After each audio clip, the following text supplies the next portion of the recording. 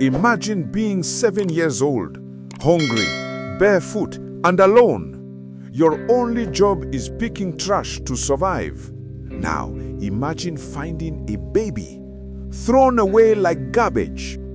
This is the story of Tunde, the boy who made an impossible choice that will break your heart. This is Folktales by Chisom, where ordinary lives turn into unforgettable lessons. Stay with me as I tell you about a 7-year-old boy and the baby he found in the trash. The sun over Lagos burned with merciless fire, turning the great Olusoson landfill into a living furnace. Smoke rose in lazy spirals from patches of burning plastic, the acrid smell mixing with the stench of rotting food and rusting metal. Among them was a boy, 7 years old, thin as a broomstick, his ribs showing through his torn shirt, his eyes sharp like a hawk's. His name was Tunde. To the world, he was just one of the countless children who belonged to the dump. Children who should have been in school. Children who should have been laughing and playing, but who instead grew up chasing scraps of survival. Tunde's small feet were hardened from walking barefoot across broken glass and jagged tin. He was quick, cunning, always darting between older scavengers who would not hesitate to snatch his findings or beat him if he got in their way. His home was nothing more than a shack at the edge of the slum, built from corrugated metal sheets he had dragged from the dump itself. He lived alone. His parents had vanished into Lagos years ago. His father gone in search of construction work. His mother taken away by sickness. No one came back. No one ever came back. So, Tunde survived, alone. That morning, as he picked through the steaming mound of garbage freshly dumped from uptown estates, Tunde was on edge. Something felt strange. The dump was unusually quiet. The older boys who usually ruled this corner had gone deeper in, chasing the truckloads of scrap metal. That gave Tunde an opening. With his sack slung across his shoulder, he rummaged furiously, tossing aside plastic bags, old cartons, broken furniture. His prize was always bottles, cans, copper wire. If he was lucky, a working phone someone had thrown away. But today was different. Today he heard a sound that froze his blood. At first he thought it was a cat, a weak, pitiful mewling beneath the garbage. He paused, listening. The sound came again, faint but steady. Not a cat, not an animal. It was a cry. His heart pounded. "Wetin be that?" he whispered, his voice trembling. Slowly, with trembling fingers, Tunde pushed aside a large black plastic bag. Beneath it, half hidden among old clothes and food wrappers, was a baby carrier. It was clean, too clean to belong here. A modern, well-made car seat, the kind Tunde had only seen on posters pasted on walls. And inside it, wrapped in a bright yellow blanket, was a tiny, newborn baby girl. Her face was scrunched up, her lips trembling, her tiny fists clenching and unclenching as she wailed. Her skin glistened as if she had only entered the world a few hours ago. Tunde staggered back, his knees weak. A baby inside refuse. His eyes darted around the dump. Nobody else had noticed. The older scavengers were still far away, shouting and dragging iron rods. The dogs were busy tearing at bones. The air shimmered with heat. But in that moment, all Tunde could feel was a cold shiver down his spine. He stepped closer. His dirty hands shook as he reached down and touched the yellow blanket. The baby's cry softened, as if sensing a fragile protector. Her eyes, dark and glistening, opened for a brief second and locked onto his. It was like the world stopped moving. Tunde had never seen anything so delicate, so helpless. He had no memory of his own mother holding him, no memory of being cared for. And yet, in that moment, something ignited inside him. A fierce, unexplainable fire. He whispered, voice cracking, "Your name could be Chisom. God is with you." The name poured out of him like instinct, like a prayer he didn't even know he was making. But as he scooped up the carrier and hugged it close, reality slammed back into his mind like a hammer. What would he do with a baby? He was a boy who could barely feed himself. He lived in a shack that leaked when it rained. He had no food, no money, no mother. And yet, could he leave her there? Could he abandon her to the vultures, the rats, the endless landfill? No, not Tunde. He wrapped his thin arms tighter around the baby. And just like that, a 7-year-old scavenger became a guardian.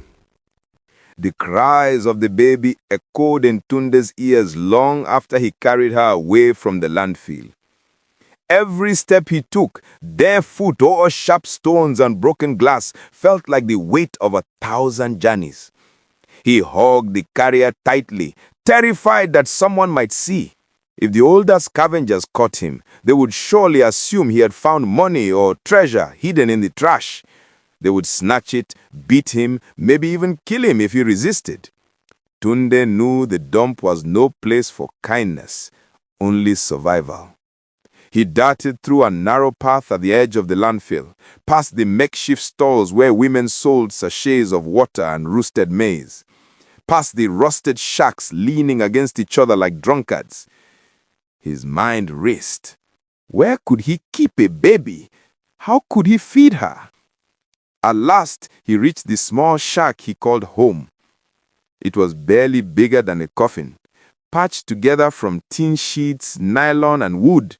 Inside, it was hot, cramped, and smelled of damp clothes and smoke. It was no place for a child.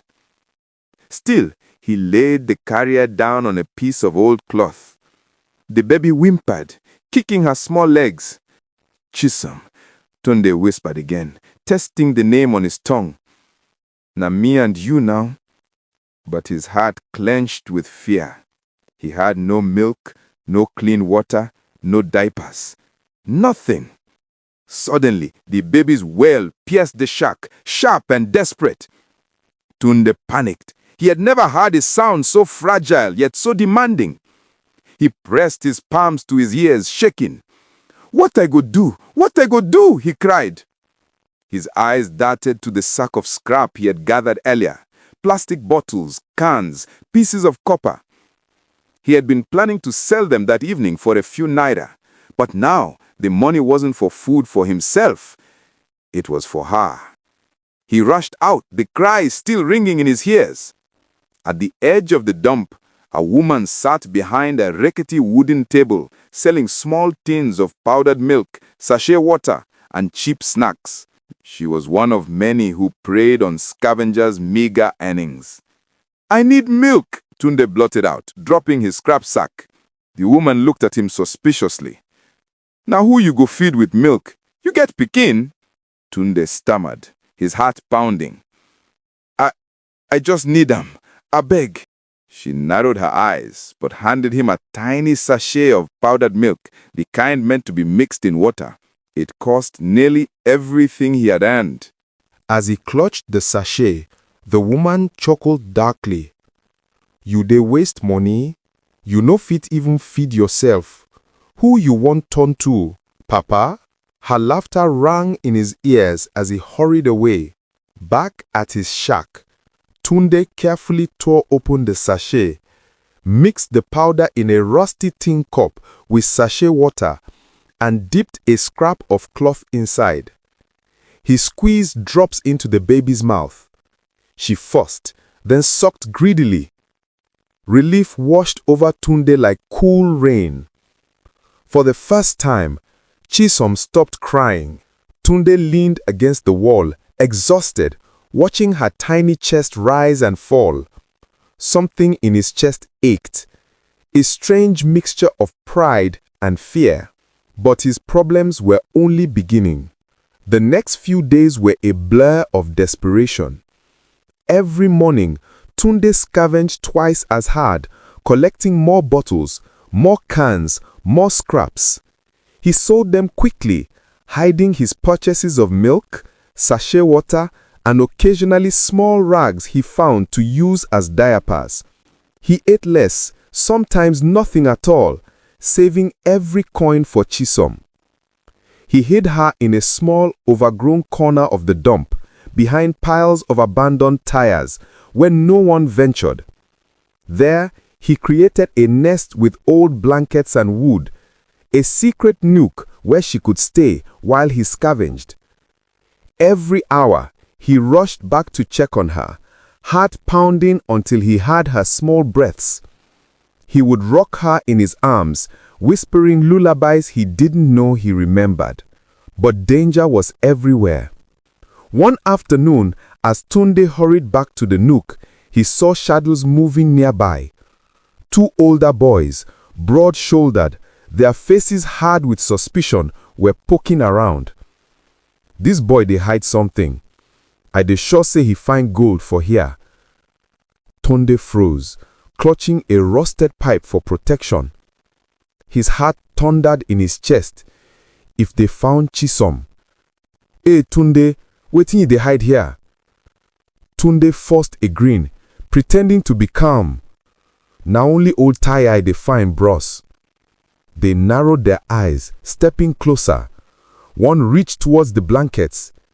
Before he could pull them back, a loud crash sounded behind them, a truck unloading fresh garbage nearby. The boys cursed and ran towards it, eager to claim the new haul. Tunde nearly collapsed from relief. He scrambled to the nook, pulled Chisom close, and whispered, "I go protect you. Nobody go take you." But deep inside, he knew it was only a matter of time before someone discovered his secret. And when that happened, everything would change. The nights in the slum were the hardest. The heat of the day gave way to a damp chill, and the air filled with the cries of babies, the shouts of drunk men, and the barking of hungry dogs. For Tunde, every night was a battle, not just against hunger and exhaustion, but against fear. Fear that Chisom's cries would draw attention. Fear that the ruthless scavengers would follow him. Fear that tomorrow he would fail her. He would hold the baby close, rocking her as best as he could inside his tiny shack, whispering the only prayers he knew. "God, I beg, don't let her die. Don't let anybody take her." As the days turned to weeks, Tunde's body grew thinner. His once wiry frame was now skeletal. His cheeks hollowed and his eyes burned with feverish light. He had stopped eating regularly, trading his own meals for powdered milk, tiny cloth rags, and cheap sachets of water for Chisom. One evening, his stomach twisted painfully as he crouched over a fire, boiling nothing but dirty water in an old tin. The baby, lying in her carrier, fussed restlessly. His vision blurred from hunger, yet he forced a smile. "Don't worry, Chisom. You go chop before me. Always before me." He dipped the rag into the weak milk mixture and squeezed drops into her mouth. She quieted, her tiny lips sucking weakly. Watching her drink, Tunde felt both relief and despair. He whispered, "If hunger go kill anybody, make it kill me, not you." But the other scavengers were not fools. They noticed Tunde's sudden desperation, his frantic rush to gather more scrap, his strange purchases from the market women. Whispers began. One afternoon, as he bent over a heap of rusted iron, a hand grabbed his neck and yanked him backward. "Wetin you dey hide, small rat?" growled Bala, one of the older scavengers known for his brutality. He was nearly 15, tall and broad, with scars on his arms and a wicked gleam in his eyes. I no hide anything," Tunde stammered, trying to wriggle free. Bala slammed him into the dirt, kicking his ribs. "Liar, every day you dey buy milk.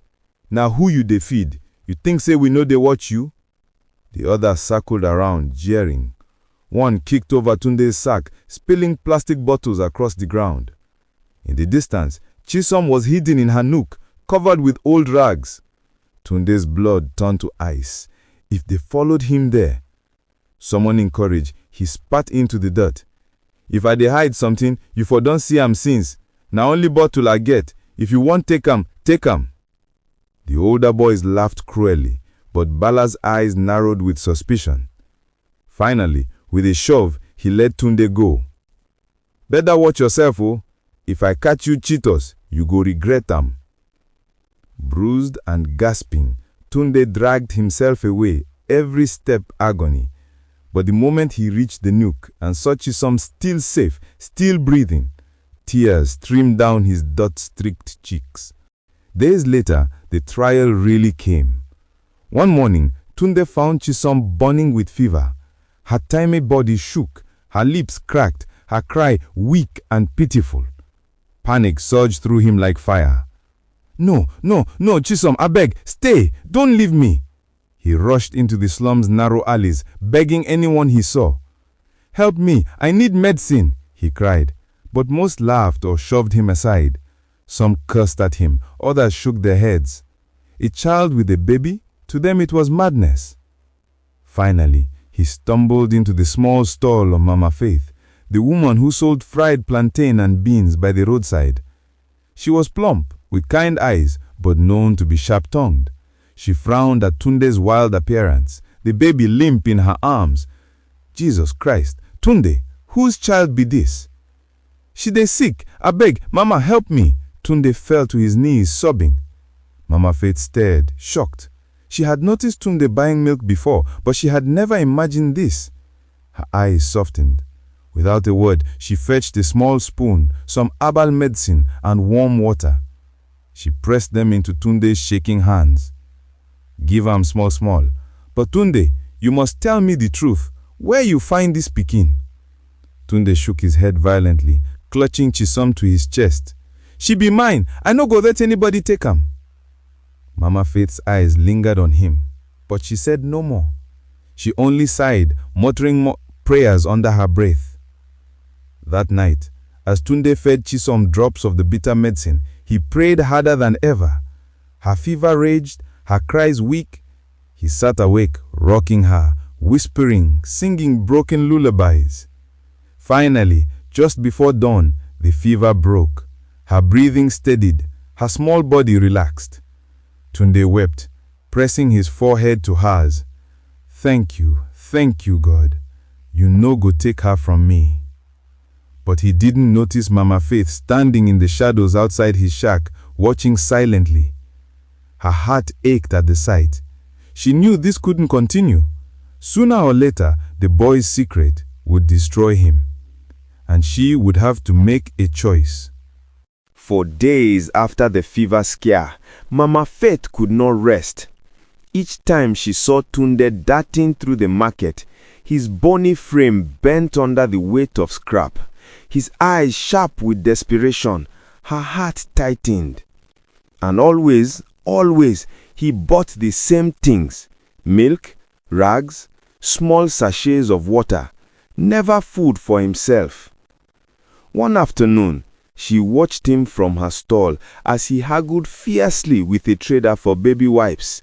His voice shook with urgency. No boy of 7 should care about such things. She narrowed her eyes. Something dey wrong here.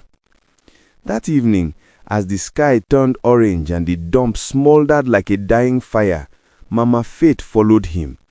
She moved quietly, keeping her distance. Tunde darted through narrow alleys, past heaps of rusted metal, until he slipped into the hidden nook behind old tires. There she froze.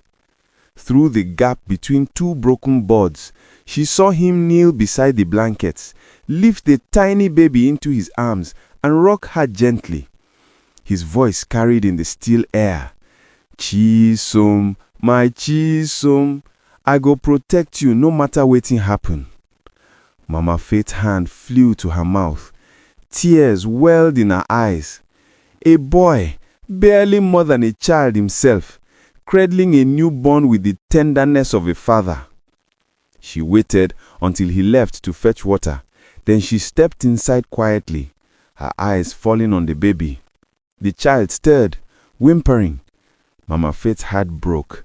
She could not turn away anymore. That night, when Tunde returned, she found her waiting outside his shack. His face went pale. "Mama, you followed me?" "I see everything," she said softly. "Tunde, na miracle you no let that baby die. But you be only boy. These secrets go kill you and it go kill her." Tunde shook his head violently, clutching Chisom to his chest. "No, she be my family. If I give her, I go die." Mama Faith's voice trembled, but she didn't raise it. "You love her, I know, but love no be enough. She need doctor, she need future. You fit give am school, you fit protect am from men like Bala." Tunde's lip quivered. His eyes shone with stubborn fire. "I no care. I go fight. I go die for her if I must." Mama Faith laid a hand on his shoulder. Sometimes, true love no be to hold on, but to let go. For days, Tunde avoided Mama Faith. He scavenged longer, guarded Chisom closer, even slept less. But her words haunted him. One evening, Bala and the older boys cornered him again. "They go follow you today," Bala sneered. "You dey hide treasure, we go see am." Tunde's chest seized with terror. They began trailing him, their eyes sharp with hunger. That was when Mama Faith appeared suddenly, blocking their path. "Leave this boy," she barked. "You no get shame. Big boys bullying small pikin." The older scavengers cursed, but backed away. Nobody wanted Mama Faith's wrath. Later, she pulled Tunde aside. Her voice was firm now. "See, them don't suspect you already. If them find Chisom, them go hurt both of una. You want that?" Tunde's knees buckled. He clutched the baby, tears spilling freely. "But she be all I get." Mama Faith cupped his cheek gently. "And she go always be yours, but you must give her chance for better life. I sabi one couple for my church. Them don't pray for child for many years. Them go adopt am proper, and you go still dey see am, not as papa, but as guardian angel." The words stabbed his heart like knives. He shook his head, then nodded, then shook again, torn apart by love and fear. Finally, he whispered broken, "If you go make her live, then take her. But promise me I go see her again." Mama Faith's eyes glistened. "I swear, Tunde, you no go lose her, never." The handover was quiet, almost secret. In the back of Mama Faith's stall one Sunday afternoon, a middle-aged couple with warm eyes and trembling hands took Chisom into their arms. They wept as they thanked God. Tunde stood apart, his chest hollow, his hands empty for the first time in weeks. He wanted to scream, to snatch her back, but he stood still. His lips whispered over and over, "Chisom, no forget me. I dey here." Mama Faith touched his shoulder. "You do well. You be hero." Months passed. Tunde still scavenged, still battled hunger. But now Mama Faith watched over him. She slipped him food, patched his wounds, taught him to save small coins. And once every month, as promised, she washed him, dressed him in a clean shirt and trousers, and took him to a park near the church. There, from a distance, he saw Chisom, healthy, laughing in her new mother's arms. He never held her again. He never spoke to the parents, but he watched, always watching, always protecting. The slum still called him garbage boy. The dump was still his kingdom of scraps, but inside him he carried something greater, the knowledge that he had saved a life. And though his arms were empty, his heart was full. Moral lesson: sometimes the greatest act of love is not holding on, but letting go. Even the smallest, poorest child can carry a burden of courage that changes lives. True heroes are not those who have plenty, but those who give everything for another's future.